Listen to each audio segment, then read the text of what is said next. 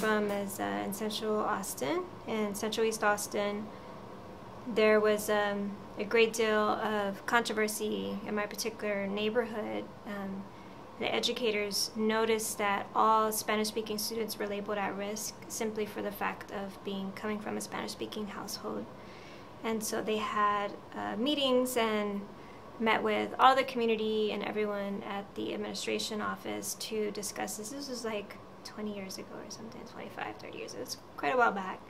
But it was really on this issue of just blanket labeling an entire community as at risk because they come from a Spanish-speaking community.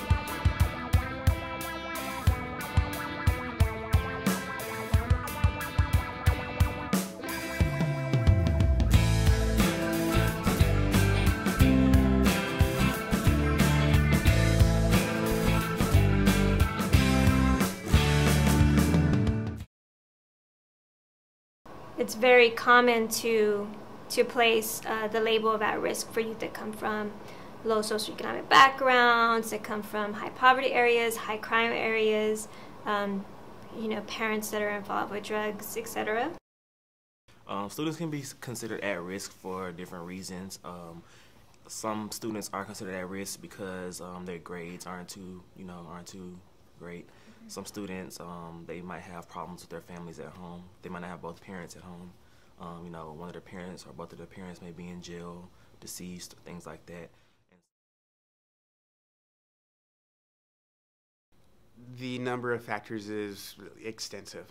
I think whether it's, an individual's race could end up being a factor depending upon where they're living, the environment and the culture that they're in.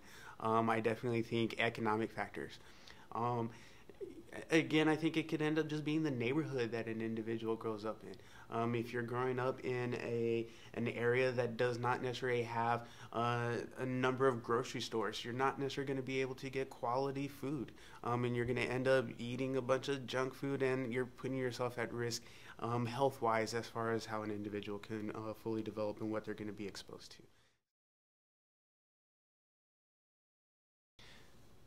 I grew up in a children's home in El Paso, Texas. So it was my parents' jobs. They were house parents, and so they took care of a number of different children who would end up falling under that category of at risk, whether it was academically or also socially. There was a number of those kids that I lived with who their parents were going through divorces, or parents had passed away and didn't really have anybody there to care for them.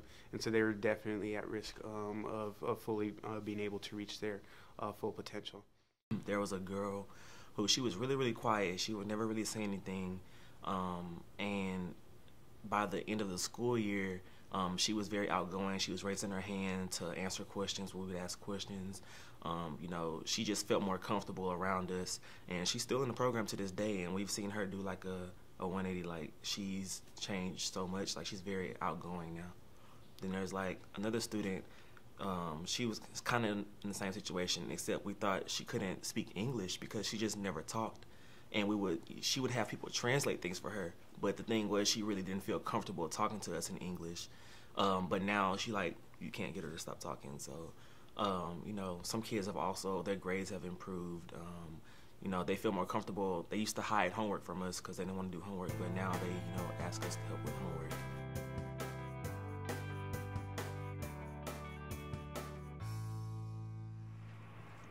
Who wanna go first? I'll go first. I got here, my friend Damon, he's the one that told me about this. He told me it was a good opportunity, cause I got kicked out of school 3 times. I went to alternative school for the 3rd one, and I was going to work. While he was coming here, he said it was a good idea to come here to get your GED and get it over with before I start before I get older and just forget about it.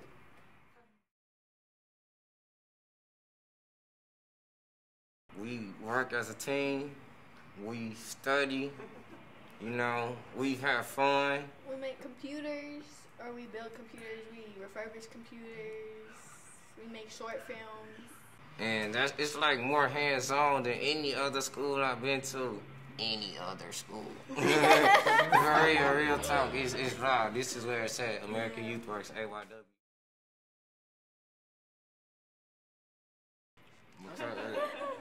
Because we are the future.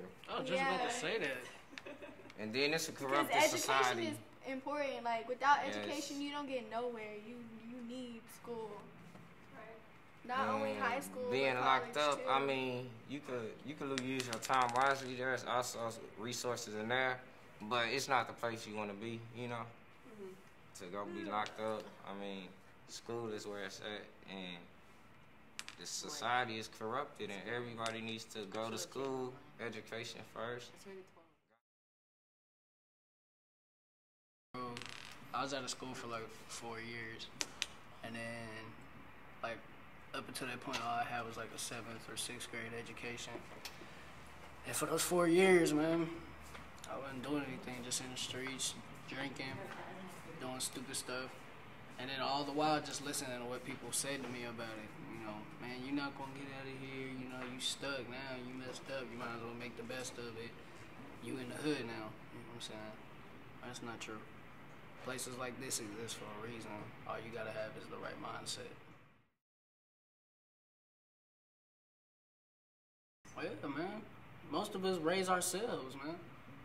And so it's like insulting when people be like, we're just kids or we don't know anything. That's not true. Most of us done raised ourselves, and then like for a place like AYW to exist, I'm sure we all feel the same way. We're very lucky and very fortunate to have found this place. And it's a blessing. It is. Real talk. Because I'm blessed. I'm supposed to be gone. God got me here for a reason right now. And I'm going to make it. I'm going to be successful. Thanks to AYW, this opportunity. I'm going to take it and run with it. I ain't going to look back. But I'm going to give back to my community, to my family, to my friends, to my enemies, to the youth, to everything.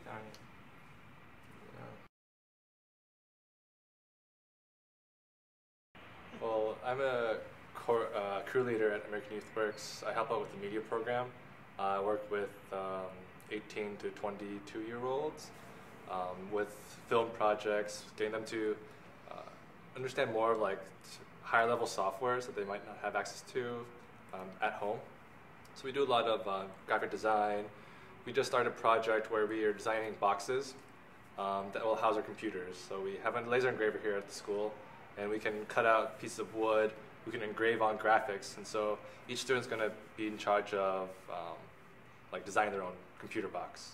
What I do, I know originally I came in to volunteer, and then eventually mentor a young lady, but within a week it kind of evolved into a position where I started helping them find jobs. So I do a lot of job search with them, building their resume, career exploration, and we have this year a pilot program where we set up internships. So a lot of like college graduates, you know, you have your internship. Well, our students, upon graduating, we set them up with a base where they can get some real work experience. And we're upfront with employers. We say, hey, you know, they may have some barriers with background check or transportation, but a lot of times the community is really willing to take on these students, as an intern, to help them, because we know, you know, how it is when you don't have that support or that opportunity. And I work a little bit more on the administrative side. I'm doing AmeriCorps Vista. So I'm the volunteer coordinator and community outreach coordinator, but I primarily get tutors for students and bring people in the community who would like to help out at American Youth Works in different capacities. And then I'm also like build more of an online presence of our organization to tell our story better, or to tell the students' stories better.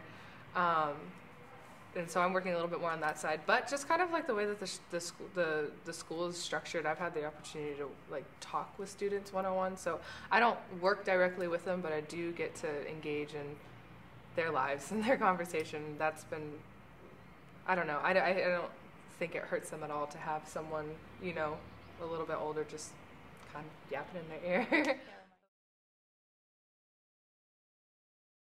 Yeah, I think it's very important, because if we continue to go off these stigmas and these labels that we think these people, like, if we think that we know who these people are, then we will continue to push them and marginalize them and isolate them, and nothing will ever get done, and it'll be just a problem that everyone talks about. So it's important to be in it and to be part of the cause and to like break that cycle, because they may not be able to do it themselves, but given resources and given people who care and who want and who know that like success and opportunity like awaits just like right over the wall or whatever, like that breaks the cycle. It's my hope that society as a whole would look out for all of its members from all areas of society, regardless of socioeconomic background, race, culture, ethnicity, origin, nationality, and religion.